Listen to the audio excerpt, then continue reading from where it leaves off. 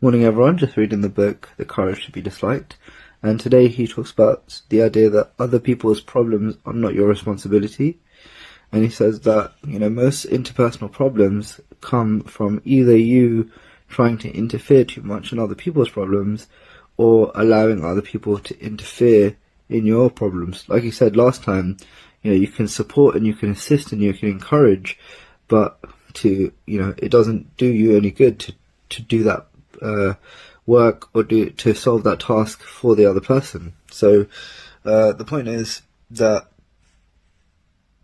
for example, he makes an argument for the fact that if you have an awful boss, for example, you might look at that boss and say, oh, I can't get any work done because of this awful boss.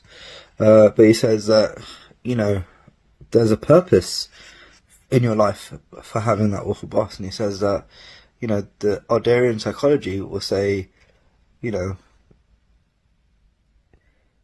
don't want to work, so I create an awful boss. Or I don't want to acknowledge my incapable self, so I'll create an awful boss. And that's the truth. It's like there's something within you that is attracting or creating that situation, that problem, basically. So he then says, we're all suffering in interpersonal relationships. Now, some specific steps to help with this is, first, you should ask, whose task is this? And do the separation of tasks and delineate up to which point your own tasks end and somebody else's tasks start. And then just do not intervene in other people's tasks and do not allow other people to intervene in your tasks.